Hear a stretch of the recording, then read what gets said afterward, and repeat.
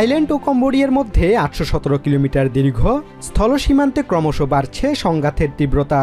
গত জুলাই মাসে president Donald ট্রাম্পের মধ্যস্থতায় হওয়া যুদ্ধবিরতি চুক্তি ভেঙে যাওয়ায় জটিল হয়ে উঠেছে পরিস্থিতি।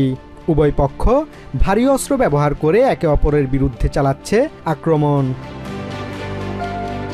রাজধানী নমপেন থেকে কম্বোডিয়ার প্রধানমন্ত্রী হুন মানেতের সিনিয়র অ্যাডভাইজার সুওস ইয়ারা জানান, কম্বোডিয়া যে কোনো সময় আলোচনার জন্য প্রস্তুত। তিনি আরও বলেন, দুই পক্ষ যদি এখনই আলোচনার টেবিলে বসতে সম্মত হয় তবে সেটি হবে খুবই ভালো একটি পদক্ষেপ। Let's say 1 hour from now both sides agree to be on the table and then start the communication route and a truce table. Then would be a very good idea. They always ask for the bilateral. Then now is a good time for bilateral to talk. তবে থাইল্যান্ডের দিক থেকে এখনও আলোচনার জন্য ইতিবাচক সাড়া মেলেনি।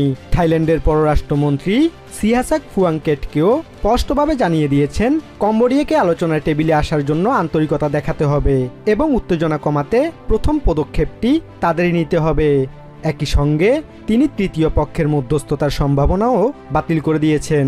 Cambodia has to be the first to make, to de-escalate or to show that, that they want to pursue the path of negotiations. এদিকে দুই দেশের সংঘাতের সরাসরি প্রভাব পড়েছে সাধারণ মানুষের ওপর। কম্বোডিয়ার প্রতিরক্ষা মন্ত্রণালয়ের তথ্য অনুযায়ী সীমান্তবর্তী শহরগুলোতে 50,000-এরও বেশি মানুষ বাস্তুচ্যুত হয়েছেন। সংঘর্ষে গত 2 দিনে 13 জন নিহত হয়েছে এবং উভয় দেশই একে অপরের বিরুদ্ধে বেসামরিক এলাকায় নির্বিচারে গোলাবর্ষণের অভিযোগ এনেছে। থাইল্যান্ডের সামরিক বাহিনী বলেছে, তারা কম্বোডিয়ার সামরিক ঘাঁটি হিসেবে ব্যবহৃত একটি সীমান্ত কমপ্লেক্সে গোলা নিক্ষেপ করেছে। সংঘাত বন্ধ করতে এর আগে জুলাই মাসে প্রেসিডেন্ট ডোনাল্ড ট্রাম্প এবং মালয়েশিয়ার প্রধানমন্ত্রী আনোয়ার ইব্রাহিম মধ্যস্থতা করেছিলেন। এমনকি জুলাই মাসের সংঘর্ষের পর আমেরিকার প্রশাসন শুল্ক কমানোর বিষয়ে থাইল্যান্ডের সাথে আলোচনা স্থগিতের হুমকি দিয়েছিল। কিন্তু এবার থাই পররাষ্ট্রমন্ত্রী সিহাসাক ফুয়াংকেটকেও জানিয়েছেন, শান্তি প্রতিষ্ঠার জন্য শুল্কের হুমকি ব্যবহার করা উচিত নয়। We don't think terrorists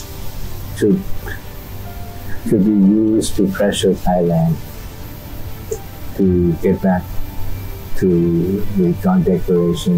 অন্যদিকে থাইল্যান্ডের প্রধানমন্ত্রী অনুতিন চালবিরাকুল মঙ্গলবার আলোচনার সম্ভাবনা বাতিল করে দিয়ে স্পষ্ট করে দিয়েছেন, সামরিক অভিযান চালানোর জন্য তার সরকারের পূর্ণ সমর্থন রয়েছে।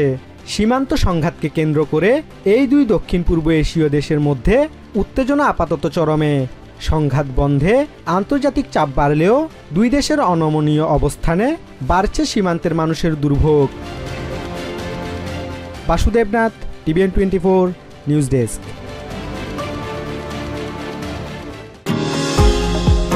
নিউ ইয়র্ক থেকে সম্প্রচারিত TVN 24 টেলিভিশন বিশ্বজুড়ে বাঙালির কণ্ঠস্বর।